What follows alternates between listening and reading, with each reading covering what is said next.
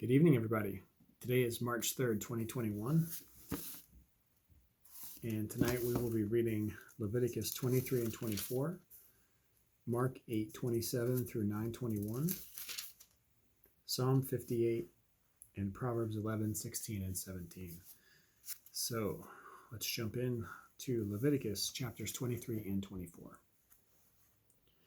The Lord spoke to Moses, saying, "Speak to the people of Israel, and say to them, These are the appointed feasts of the Lord that you shall proclaim as holy convocations. They are my appointed feasts. 6 days shall work be done, but on the seventh day is the Sabbath of solemn rest, a holy convocation. You shall do no work. It is the Sabbath to the Lord in all your dwelling places. These are the appointed feasts of the Lord, the holy convocations, which you shall proclaim at the time appointed for each of them. In the first month, on the 14th day of the month at twilight, is the Lord's Passover. And on the 15th day of the same month is the feast of unleavened bread to the Lord. For 7 days you shall eat unleavened bread. On the first day you shall have a holy convocation. You shall not do any ordinary work, but you shall present a food offering to the Lord for 7 days. On the seventh day is a holy convocation. You shall not do any ordinary work." And the Lord spoke to Moses, saying, "Speak to the people of Israel, and say to them, When you come into the land that I give you, and reap its harvest, you shall bring its sheaf of the firstfruits of your harvest to the priest. And he shall wave the sheaf before the Lord, so that you may be accepted. On the day after the Sabbath the priest shall wave it, and on the day when you wave the sheaf, you shall offer a male lamb a year old without blemish, as a burnt offering before the Lord. And the grain offering with it shall be 2/10 of an ephah of fine flour mixed with oil, a food offering to the Lord with a pleasing aroma. And the drink offering with it shall be of wine, 1/4 of a hin.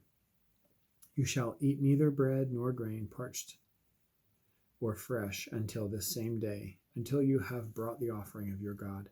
It is a statute forever throughout your generations in all your dwellings. You shall count 7 full weeks from the day after the Sabbath, from the day that you brought the sheaf of the wave offering. You shall count 50 days to the day after the 7th Sabbath. Then you shall present a grain offering of new grain to the Lord. You shall bring it from your dwelling places, 2 loaves. You shall bring from your dwelling places 2 loaves of bread to be waved, made of 2/10 of an ephah. They shall be of fine flour, and they shall be baked with leaven as firstfruits to the Lord. And you shall present with the bread 7 lambs a year old, without blemish, and 1 bull from the herd, and 2 rams. They shall be a burnt offering to the Lord with their grain offering and their drink offerings, a food offering with a pleasing aroma to the Lord. And you shall offer 1 male goat for a sin offering, and 2 male lambs a year old as a sacrifice of peace offerings. And the priest shall wave them with the bread of the firstfruits as a wave offering before the Lord, with the 2 lambs. They shall be holy to the Lord for the priest. And you shall make a proclamation on the same day. You shall hold a holy convocation. You shall not do any ordinary work. It is a statute forever in all your dwelling places throughout your generations. And when you reap the harvest of your land, you shall not reap your field right up to its edge, nor shall you gather the gleanings after your harvest. You shall leave them for the poor, for the sojourner. I am the Lord your God." And the Lord spoke to Moses, saying, "Speak to the people of Israel, saying, In the 7th month, on the first day of the month, you shall observe a day of solemn rest, a memorial proclaimed with blast of trumpets, a holy convocation. You shall not do any ordinary work, and you shall present a food offering to the Lord." And the Lord spoke to Moses, saying, "Now on the 10th day of this 7th month is the day of Atonement. It shall be for you a time of holy convocation. And you shall afflict yourselves, and present a food offering to the Lord.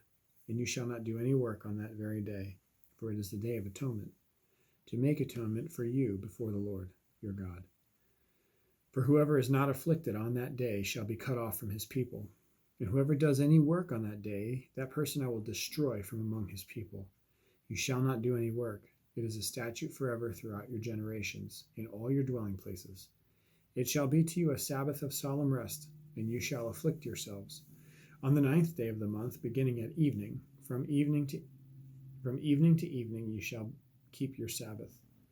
And the Lord spoke to Moses, saying, Speak to the people of Israel, saying, On the 15th day of this 7th month, and for 7 days is the feast of booths to the Lord. On the first day shall be a holy convocation.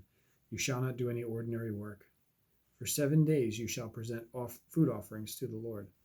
On the 8th day you shall hold a holy convocation and present a food offering to the Lord. It is a solemn assembly. You shall not do any ordinary work.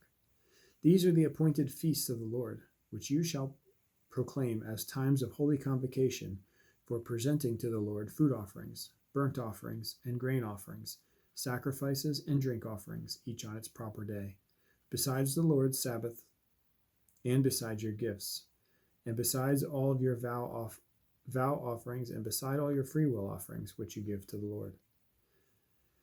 On the 15th day of the 7th month, when you have gathered in the produce of the land, you shall celebrate the feast of the Lord 7 days. On the first day shall be a solemn rest, and on the 8th day shall be a solemn rest. And you shall take on the first day the fruits of splendid trees, branches of palm trees, and boughs of leafy trees, and willows of the brook, and you shall rejoice before the Lord your God 7 days.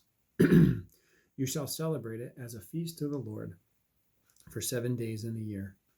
It is a statute forever throughout your generations. You shall celebrate it in the 7th month. You shall dwell in booths for 7 days. All native Israelites shall dwell in booths, that your generations may know that I made the prophet of Israel dwell in booths when I brought them out of the land of Egypt. I am the Lord your God. Thus Moses declared to the people of Israel the appointed feasts of the Lord.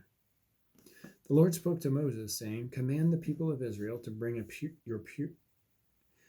you pure oil from beaten olives for the lamp, that a light may be kept burning regularly.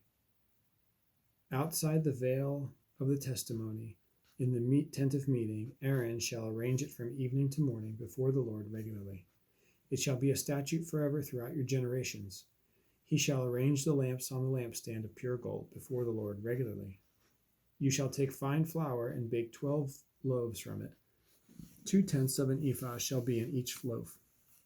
And you shall set them in 2 piles, 6 in a pile, and on the table of pure gold before the Lord. And you shall put pure frankincense on each pile, that it may go with the bread as a memorial portion, as the food offering to the Lord. Every Sabbath day Aaron shall arrange it before the Lord regularly. It is from the people of Israel as a covenant forever. And it shall be for Aaron and his sons, and they shall eat it in a holy place, since it is for him a most holy portion out of the Lord's food offering, a perpetual due. Now an Israelite woman's son, whose father was an Egyptian, went out among the people of Israel. And the Israelite woman's son and a man of Israel fought in the camp. And the Israelite woman's son blasphemed the name and cursed. Then they brought him to Moses. His mother's name was Shelomith, the daughter of Dibri, of the tribe of Dan. And they put him in custody till the will of the Lord should be clear to them. Then the Lord spoke to Moses, saying, Bring out of the camp the one who cursed, and let all who heard him lay their hands on his head, and let all the congregation stone him. And speak to the people of Israel, saying, Whoever curses his God shall bear his sin. Whoever blasphemes the name of the Lord shall surely be put to death.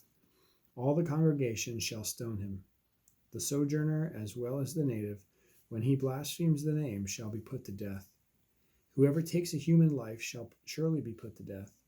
Whoever takes an animal's life shall make it good, life for life. If anyone injures his neighbor as he has had it done to him, if anyone injures his neighbor as he has done, it shall be done to him. Fracture for fracture, eye for eye, tooth for tooth. Whatever injury he has given a person shall be given to him. Whoever kills an animal shall make it good, and whoever kills a person shall be put to death. You shall have the same rule for the sojourner as for the native, for I am the Lord your God. So Moses spoke to the people of Israel, and they brought out of the camp the one who had cursed and stoned him with stones. Thus the people of Israel did as the Lord commanded Moses. Mark 8:27 through 9:29. And Jesus went up and Jesus went on with his disciples to the villages of Caesarea Philippi. And on the way he asked his disciples, "Who do you say that I am?" And they told him, "John the Baptist."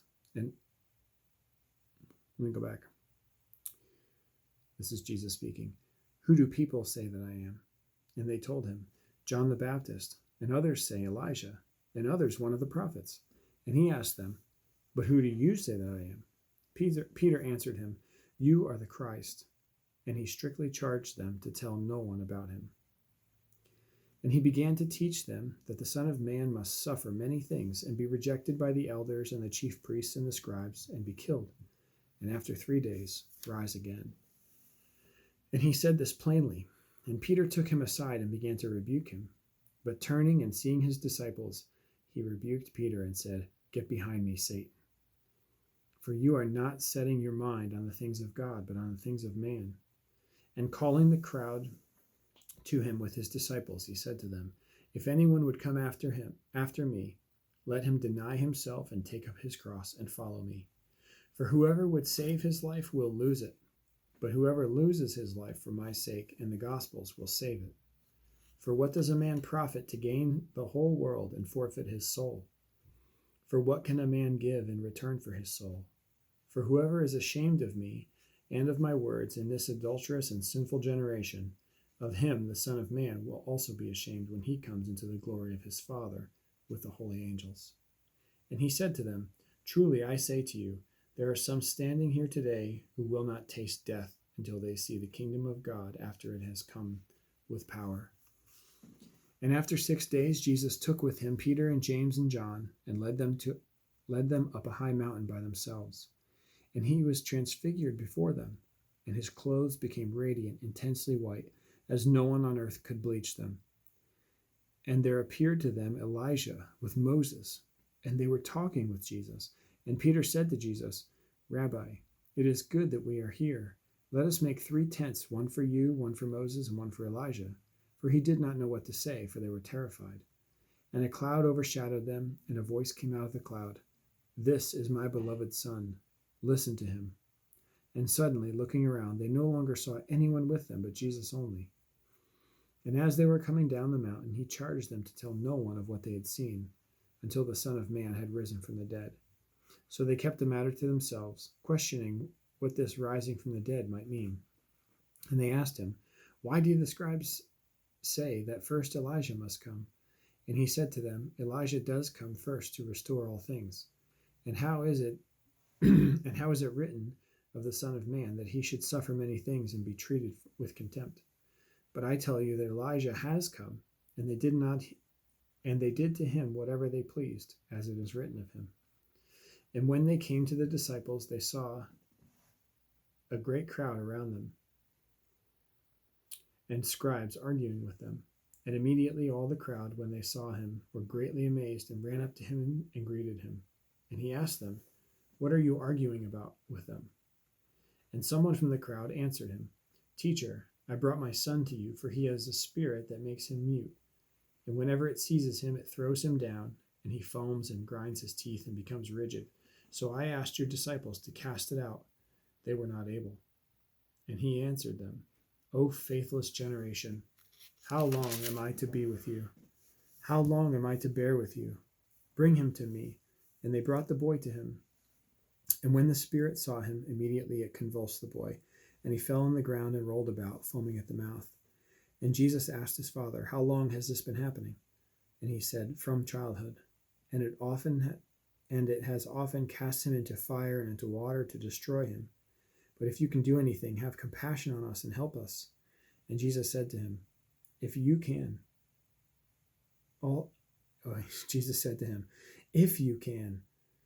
all things are possible for one who believes."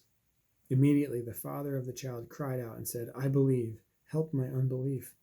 And when Jesus saw that a crowd came running together, he rebuked the unclean spirit, saying to it, "You mute and deaf spirit, I command you, come out of him and never enter him again." And after crying out and convulsing him terribly, it came out, and the boy was like a corpse, so that most of them said, "He is dead." But Jesus took him by the hand and lifted him up, And he arose. And when he had entered the house, his disciples asked him privately, "Why could we not cast it out?" And he said to them, "This kind cannot be driven out by anything but prayer." Psalm 58. To the choir master, according to "Do not destroy," a Michtam of David. Do you indeed decree what is right, you gods? Do you judge the children of man uprightly? No, in your hearts you devise wrongs. Your hands deal out violence on earth. The wicked are estranged from the womb. They go astray from birth, speaking lies. They have venom like the venom of a serpent, like the deaf adder that stops its ear, so that it does not hear the voice of charmers or of the cunning enchanter. O God, break the teeth in their mouths. Tear out the fangs of the young lions, O Lord. Let them vanish like water that runs away. When he aims his arrows, let them be blunted. Let them be like a snail that dissolves into slime, like the stubborn child who never sees the sun. Sooner than your pots can feel the heat of thorns, whether green or ablaze, may he sweep them away. The righteous will rejoice when he sees the vengeance. He will bathe his feet in the blood of the wicked. Mankind will say, "Surely there is a reward for the righteous. Surely there is a God who judges on earth." Proverbs 11:16 and 17. A gracious woman gets honor, and violent men get riches. A man who is kind benefits himself, but a cruel man hurts himself. All right. Well, tomorrow is March 4th, 2021, and we will read Leviticus 25, Mark 9:30 through 50, Psalm 59, and Proverbs 11:18 and 19. So, thanks for joining this March 3rd, 2021. I will see you back here again tomorrow.